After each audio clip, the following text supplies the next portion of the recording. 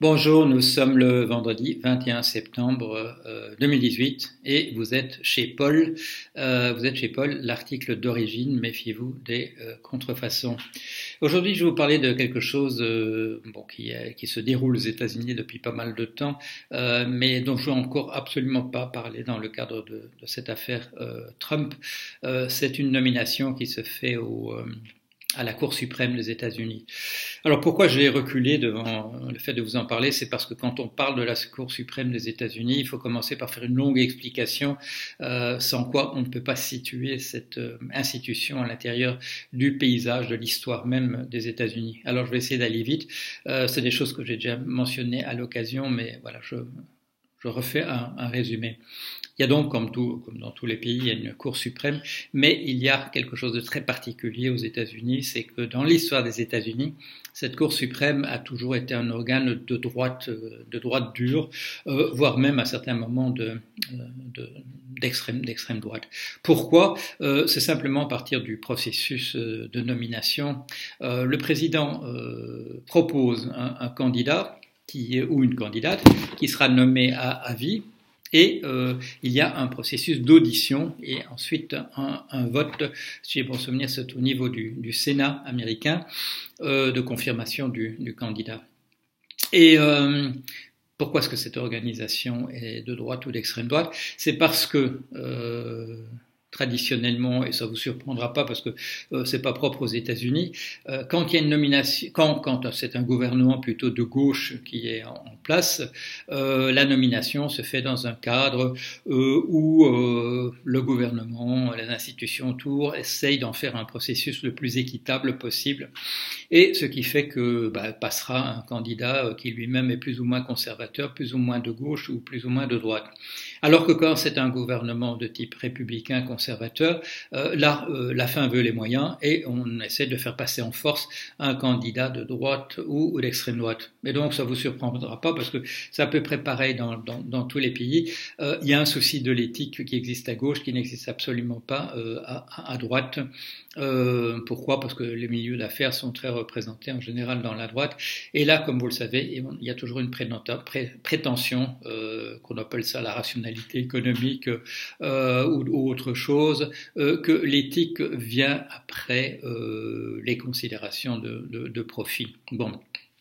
Alors, pourquoi est-ce qu'il y a un enjeu tout particulier? Parce que il y a en ce moment un candidat qui est vetted, qui est en train d'être approuvé, à qui on pose des questions, qui est un certain monsieur Brett Michael Kavanaugh. Un personnage extrêmement de droite et en particulier un défenseur de pouvoir absolu au président des États-Unis, qui lui reconnaît assez facilement des pouvoirs assez dictatoriaux en dehors des processus démocratiques. Donc c'est le candidat qui est tout à fait dont M. Trump a besoin, tout particulièrement en ce moment, puisque s'il était impeached, il y avait un processus de récusation de lui.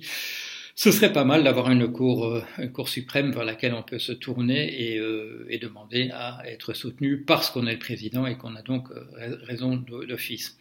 Et jusqu'ici, ce processus de nomination que les républicains essayent de faire passer avant les élections du 6 novembre se passait comme sur des roulettes, il n'y avait pas le moindre problème.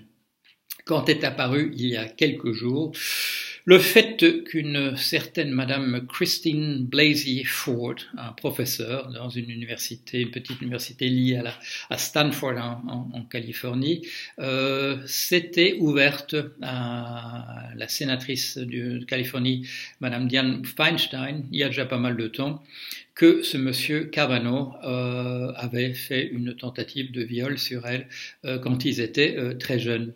Madame Feinstein a beaucoup réfléchi avant d'en parler et elle en a parlé tout à fait récemment et cette Madame Christine Blasey Ford est apparue en pleine lumière au point qu'on lui demande lundi de venir témoigner aux réunions de confirmation de Monsieur Kavanaugh. Alors C'est le branle-bas de combat. Il y avait déjà eu quelque chose de cet ordre-là autour de la Cour suprême. C'était il y a pas mal d'années quand une dame, Anita Hills, avait mentionné le fait que la personne le juge qui allait être nommé, dont le nom me revient pas à l'instant, mais que je mentionnerai par la suite, l'avait harcelé sexuellement pendant un très très nombre d'années. Alors, où en est-on? On est dans un autre climat. Le climat après MeToo, une grande prise de conscience que des choses qu'il faut pas faire, qu'il faudrait mettre ça à l'avant-plan, et que souvent, si ces choses-là n'ont pas été mentionnées, c'est dans le climat d'intimidation culturelle, sociale, qui fait que quelqu'un qui est victime, de tentatives de ce type ou même d'actes réussis se sent sali et ne se sent pas de force d'aller rendre cela public d'une manière ou d'une autre en allant à la police, sachant qu'il y a aussi une hostilité a priori dans notre culture au fait d'aller se plaindre de ce genre de choses. C'est en train de changer, ce qui est une excellente chose. J'ai moi-même consacré un billet sur le blog, vous vous en souvenez, qui avait d'ailleurs paru par la suite dans le Monde, journal Le Monde, en janvier, si je m'en souviens, de cette année-ci. Alors, voilà que le processus de nomination de M. Kavanaugh est tout à fait ralenti. Donc, cette dame dit que quand elle avait 15 ans, M. Kavanaugh, dans un état d'ébriété absolument avancé, au point qu'il serait tout à fait plausible qu'il ne se souvienne même pas de la scène, l'avait plaqué sur un lit, avait essayé de la déshabiller et l'avait maintenue avec sa main, une de ses mains servant de bâillon, et qu'il y avait un témoin qui avait un autre soulard à leur côté. Donc 15 et 17 ans. Et ce qui pose la question de la tolérance que nous avons pour des comportements tout à fait inadmissibles à cette époque-là. Tout ça se passait dans le cadre de lycées extrêmement huppés. Si je m'en souviens, c'était dans le Maryland. Et ça se passe toujours comme ça, il y a une tolérance. L'autre jour, quand j'étais à l'hôtel à Strasbourg, je n'ai pas mentionné ça, mais une grande partie de la première nuit, j'ai pratiquement pas pu dormir, non, mais sans doute les autres personnes dans l'hôtel, parce qu'il y avait des jeunes complètement déchaînés sur la place devant la cathédrale qui hurlaient, et quand j'ai appelé à la réception en demandant ce qui se passait, on m'a dit ils hurlent et c'est voilà. Et j'ai dit qu'est-ce qu'on peut faire? Il dit non, on m'a dit non, c'est des jeunes qui hurlent. Manifestement ils étaient complètement éméchés aussi. Je crois que ce sont des parents qui sont passés par le même stade, qui ont de la tolérance envers ça. À la décharge de Madame Christine Blasey Ford, le fait que d'ailleurs que la deuxième personne qu'elle mentionne, le témoin en état d'ébriété,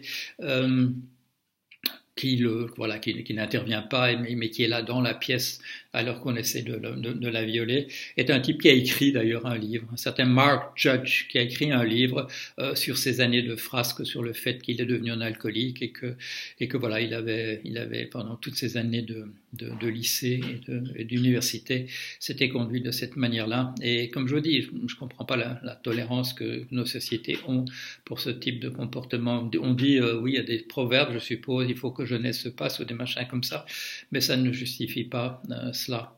J'ai l'impression en effet que les gens qui protègent ça, ce sont des gens qui ont fait la même chose autrefois et que leur tolérance est là. Alors, qu'est-ce qui va se passer? On ne sait pas là. Tout à coup, ce processus qui était sur des rails est en train de dérailler. Madame Christine Blasey Ford a dit qu'elle ne venait pas devant le Sénat avant que le FBI, la police, fasse véritablement une enquête sur ce qui s'est passé. Elle veut se protéger, ce qui semble tout à fait justifié. Et là, un grand soutien, c'est une sénatrice de Hawaï, une Madame Mazie Hirono, qui est d'origine japonaise. Elle est d'ailleurs née japonaise et c'est pendant son enfance ses parents l'ont amenée à Hawaï, où elle est devenue américaine. Et cette Madame Mazie Hirono, on va en parler parce que elle se prononce là-dessus avec avec une extrême franchise, très très sympathique, disant à certains hommes qui émettent des doutes ou qui grommellent, taisez-vous et levez-vous pour défendre les causes qui le méritent, des choses de cet ordre-là.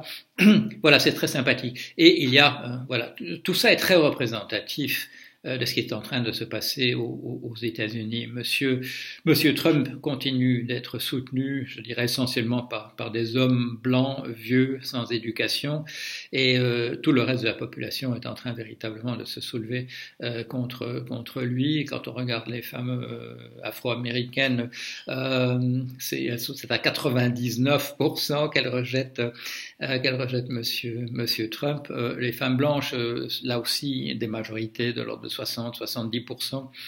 Il n'y a encore que des vieux hommes qui peuvent s'identifier à Trump pour le soutenir. Tous les autres se lèvent. Il va d'ailleurs avoir dans le raz-de-marée, sans doute démocrate, ce sera aussi un raz-de-marée de minorités et de femmes probablement qui apparaîtront parce que c'est là qu'il y a des candidats et des candidates qui se lèvent dans une sorte de croisade spontanée contre ce personnage qui représente vraiment, comment dire, le pire de l'humanité. Mauvaise nouvelle pour lui dans la journée d'hier, Monsieur Michael Cohen, son avocat. On a révélé autour de son avocat, Monsieur Michael Cohen, qu'il avait déjà passé lui aussi plusieurs dizaines d'heures à parler à la commission Mueller.